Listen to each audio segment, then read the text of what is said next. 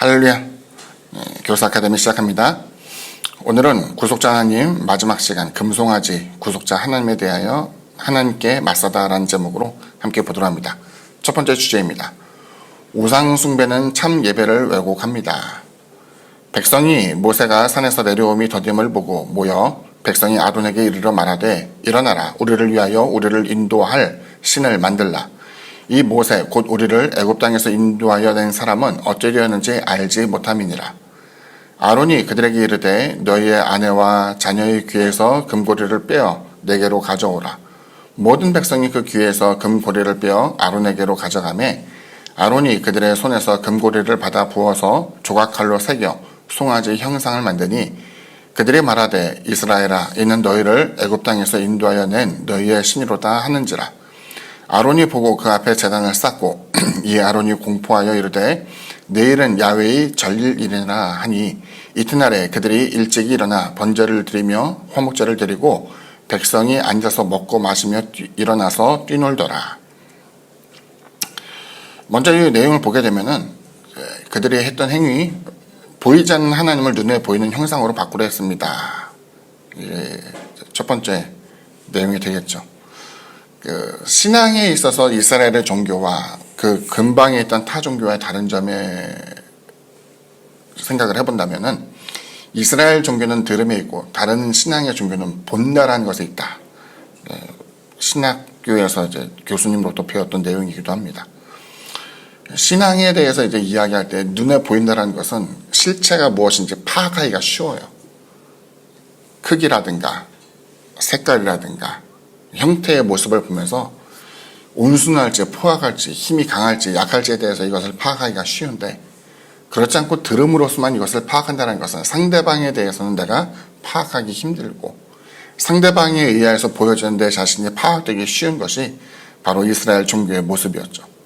생각해보면 하나님에 대해서 파악하려는 인간의 시도는 계속되었습니다. 그래서 목회자들 스스로도 저는 이게 많은 부분에 있어서 잘못되었다고 생각하는데 마치 내가 하나님에 대해서 잘 알고 있고 다 알고 있고 이렇게 하면 복을 받고 저렇게 하면 하나님으로부터 칭찬을 받는다라고 이야기하는 많은 경우를 보게 될 때에 하나님에 대한 그 오묘함과 깊이에 대해서 감히 인간이 파악할 수 있겠는가라는 근본적인 질문을 이제 종종 하게 돼요.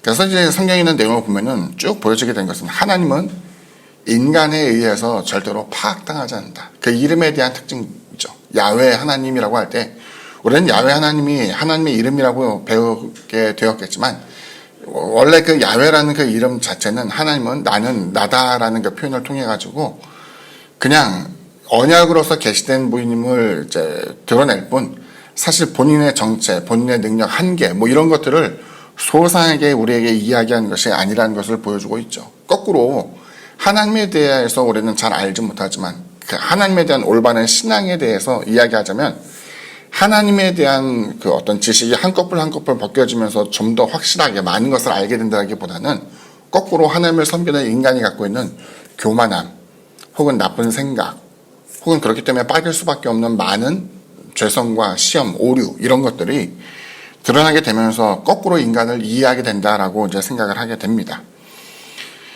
두 번째 주제입니다. 우상 숭배는 정죄받아 마땅하다. 여호와께서 모세에게 이르시되 너는 내려가라.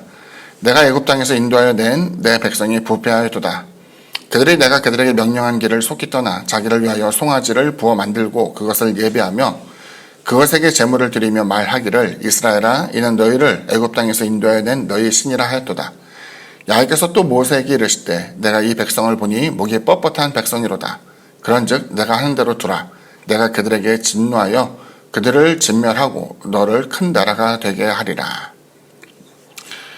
하나님의 언약, 하나님의 섭리보다 이스라엘 백성들은 모세에게 더 집중했음을 보여줍니다. 그러니까 이스라엘 백성들이 처음부터 우상을 만들어달라고 요구하는 것이 아니라 모세의 부재 가운데 일어났다는 것을 우리가 주목해 볼 필요가 있겠죠. 모세가 하나님이 준비하신 그 같은 언약을 받아들이기 위해서 돌판을 준비해서 올라가게 되었고 그 시간이 제법 오랜 기간이 흘렀어요. 40일이 넘는 시간이 흘렀죠.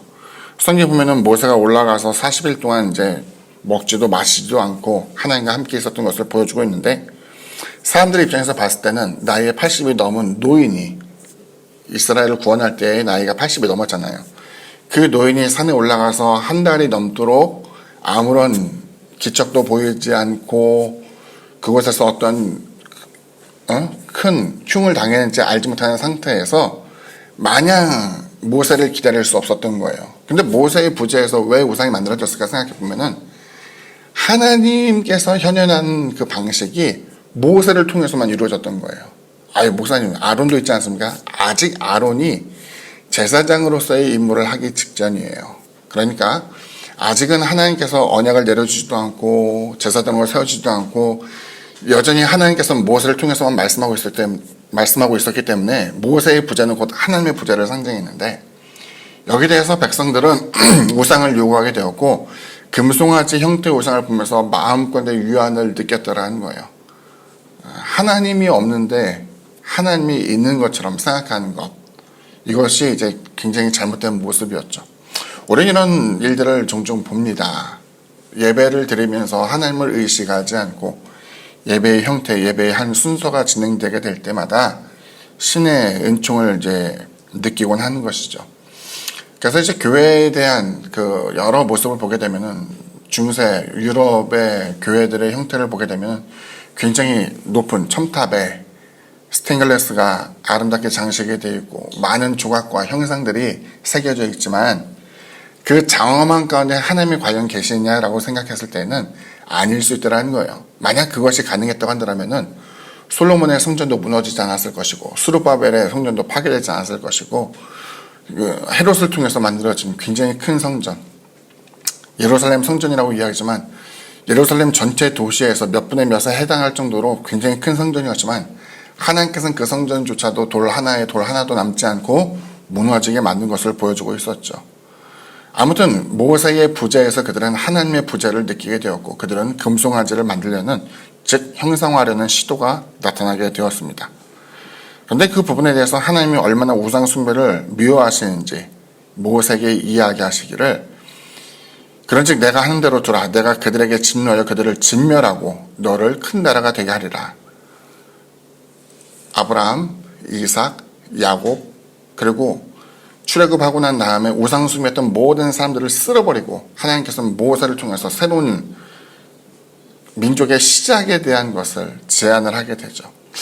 우상 숭배에 대해서 우리는 종종 이제 하나님께서 얼마나 미워하신가, 죄는 다 똑같은 죄지 우상 숭배는 뭐 얼마나 심하겠어라고 생각하지만 하나님께서 우상 숭배를 대하시는 것은 그들이 진멸당해도 좋을 만큼 하나님께서는 그들을 이제 미워하신다라는 것을 보여주고 있죠.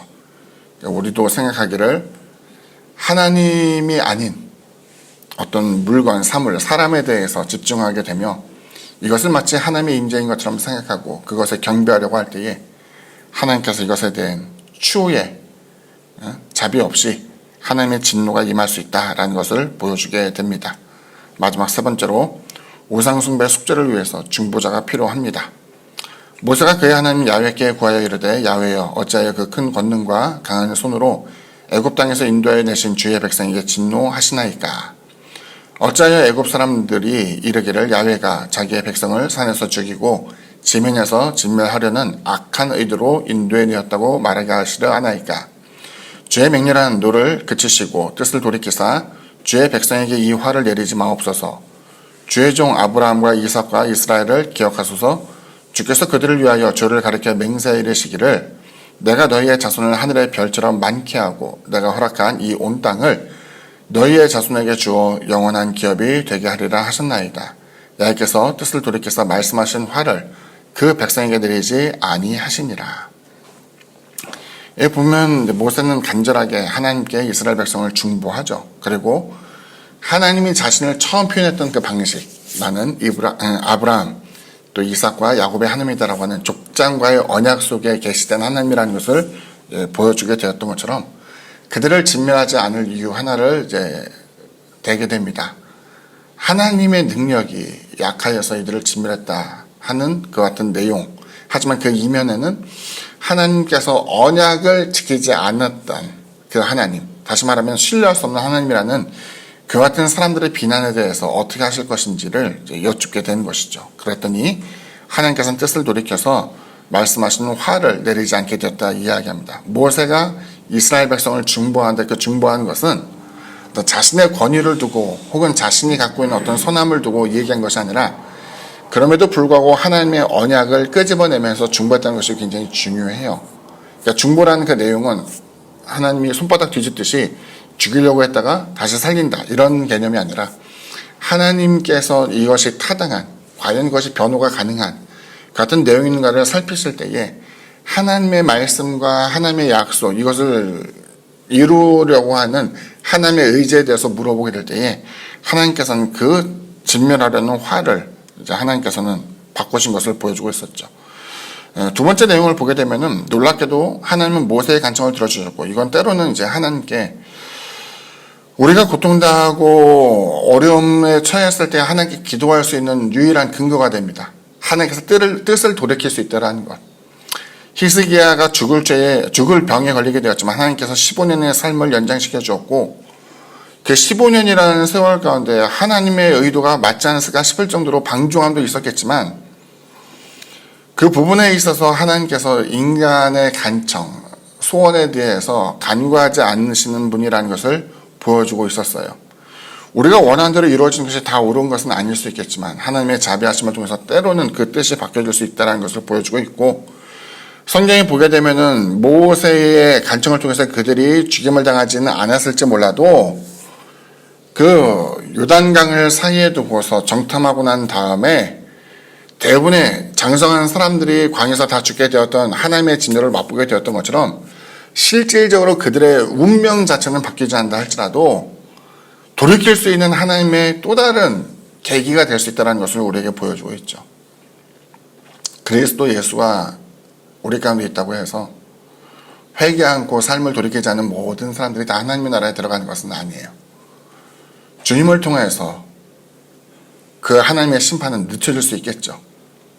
회개를 통해서 어떤 이들은 구원에 이를 수도 있을 거예요. 어떤 이들은 깨우침을 통해서 이전과는 다른 삶을 살아갈 수도 있을 거예요. 하지만 많은 경우에 있어서는 그 용서와 자비하심에 대해서 그 하나님의